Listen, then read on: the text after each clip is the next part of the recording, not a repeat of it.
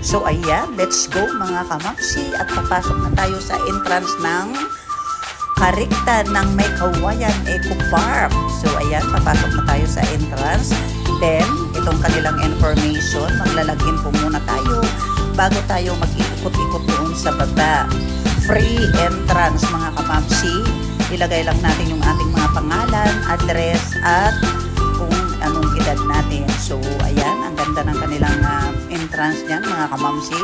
Gawang Kawayan. So, wala tayong iisiping entrance dahil free. O, diba? Good morning everyone and welcome to my YouTube channel and welcome to Kariktan ng May Kawayan, Bulacan. So, let's go!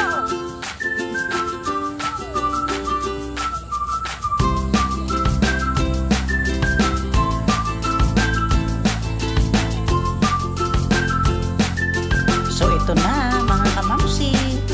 O yan, mag-iikot-ikot na tayo dito sa baba. So, ayan na. O, diba? Ang ganda ng kanilang playground dito, mga kamamsi. So, ayan. May mga ibon din sila dyan. May mga kabayo. Yan. So, ito yung kanilang arko na gawang kawayan. O, diba? Ang kawayan na ginawa nilang arko, mga kamamsi, super ganda. Maraming naglalaro mga bata yan sa kanilang playground. So, ito ang the best na gustong-gusto ko itong kanilang arko. O, diba? Ang ganda. Then, ito naman yung kanilang lagoon. So, ayan, ang ganda dyan, mga kamamsi. So, ayan, tuwang-tuwa na naman ako kasi napakalawak. O, diba? So, ito din yung kanilang bamboo bridge, gawang kawayan. So, ang ganda ng pagkagawa ng kanilang bamboo bridge. O, ayan. Akyat baba ako dyan, mga kamamsi. Kasi natuwa talaga ako dahil napakaganda ng bamboo bridge na ginawa nila. At saka super, hangin. Then, ito, iikot na lang tayo dito sa baba, sa pinaka-circle nila. So, ayan. Maraming puno, bulaklak.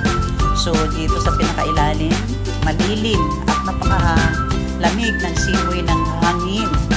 So, ang ganda. O, tingnan natin yung kanilang Eiffel Tower.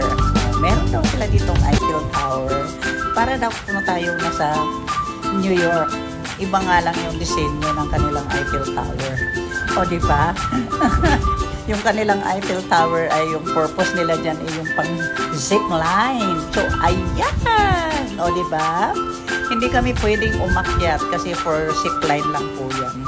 Kaya, walang nagsizipline. So, ayan. Tingnan mo yung ginawa ko dyan. Ikot-ikot na naman ako sa tuwa. So, ayan. Magra-rounds tayo dito sa kapaligiran, mga kamamsi. At natuwa talaga ako dito kasi napakalawak. Ang ganda. Napakatahimik. At saka, alagang-alaga nila yung kanilang mga halaman yan. So, ayan yung kanilang bamboo bridge. So, ayan yung kanilang pinaka-lake. O, yan. Wala akong nakitang isda dyan kasi medyo malabo yung water. Hindi ko alam kung may koi fish sila dyan. Hindi ko napansin. Sobrang init nga lang kasi open. So, ayan. Dito lang po ako sa tabi niyan, sa lilim.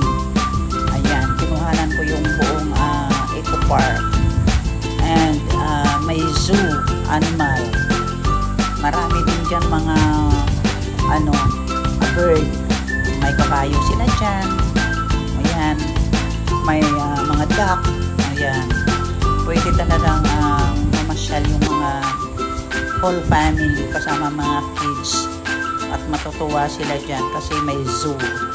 Marami silang makikitang mga animals. O, diba? Gaganda ng mga halaman at saka yung kanilang surroundings, napakalinis, mga kamamsi. Ang ganda. Kaya pumunta na kayo dito sa Kariktan ng May Kawayan Eco Park. O, ang ganda